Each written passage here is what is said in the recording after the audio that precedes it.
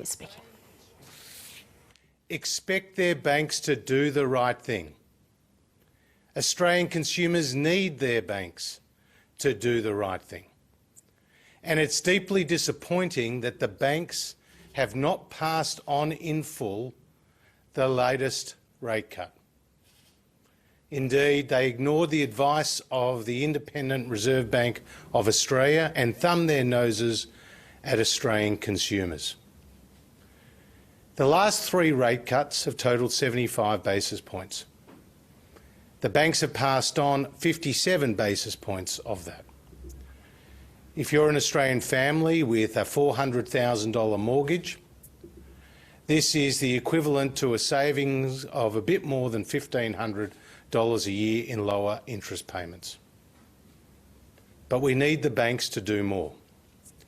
And the only way the banks will do more is if Australian customers vote with their feet.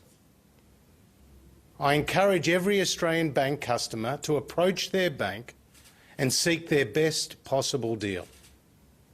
And if they don't get the best possible deal, to take their business elsewhere. 5 of the smaller lenders passed this rate cut on in full, but the big 4 did not.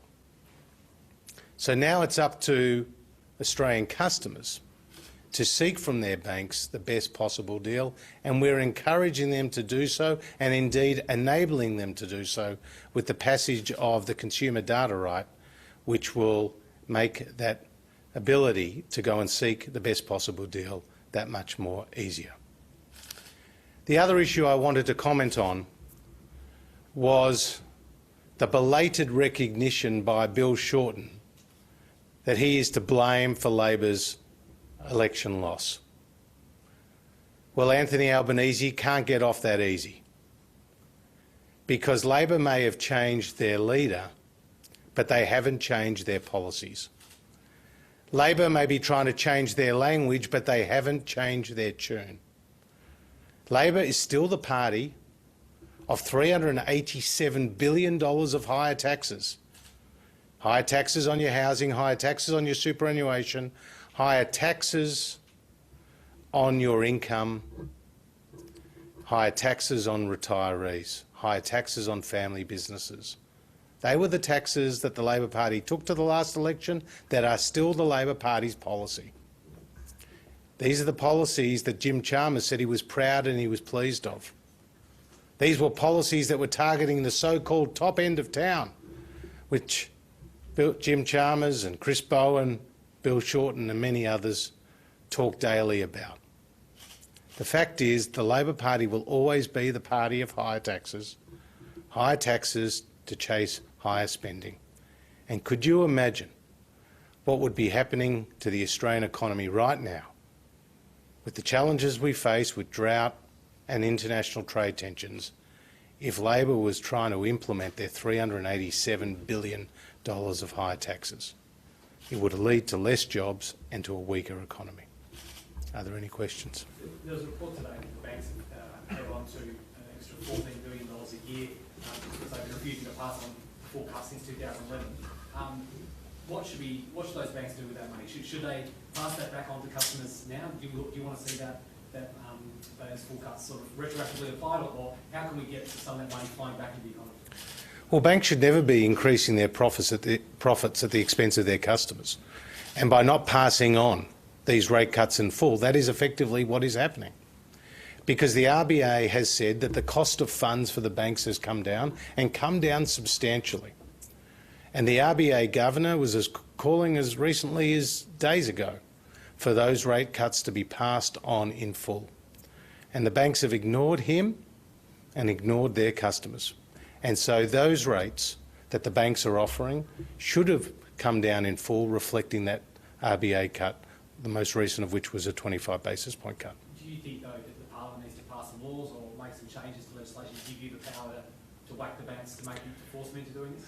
Well, the best way for the banks to get the message is for customers, for Australian families, for Australian businesses, to seek the best possible deal, and if they don't get it from their existing credit provider, then to go elsewhere. I know, as of yesterday, someone approached me on the street and told me that they've taken their business away from the Big Four to a smaller provider because they simply are fed up with the banks not providing the best possible deal to their existing customers.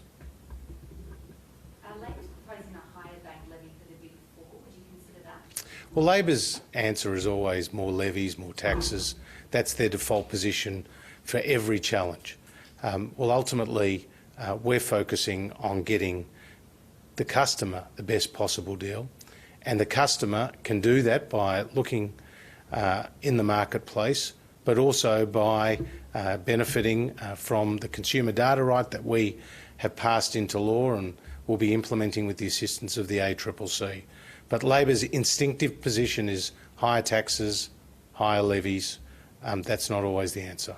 The Australian Banks Association claim they should be further penalised as they already agreed to open line banking. Is that good enough? Well, open banking is important and they should welcome it, just as the energy sector will and the telecommunications sector will and others as it's rolled out across the economy.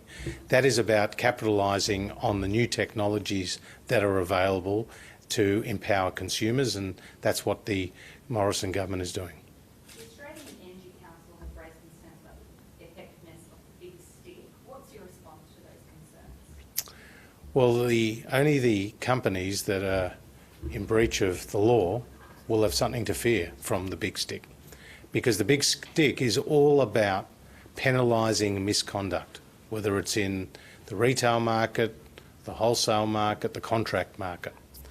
This is ensuring that the energy companies play by their rules and put their customers first.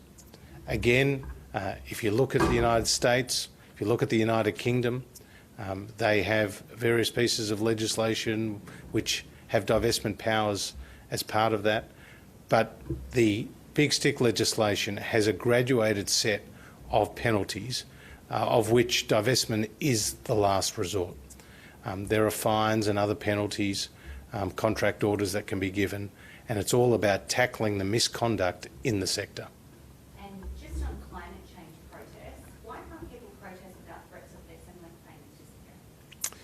Well, in this country you can protest, but you need to obey the law as well.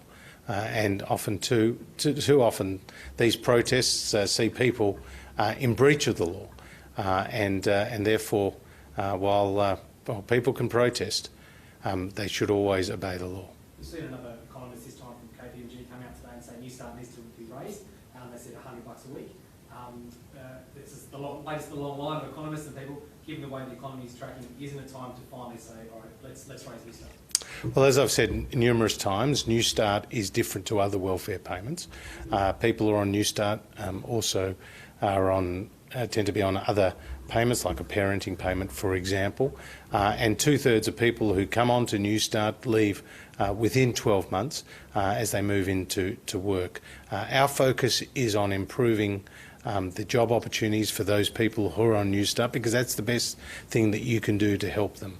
And we've been very successful in creating more than 1.4 million new jobs since we've come to government. The participation rate is now at a record high. The number of Australians in work is now at a record high. When we came to government, unemployment was 5.7%. It's fallen to 5.3%, and we'll continue to employ the policies that create more jobs across the community.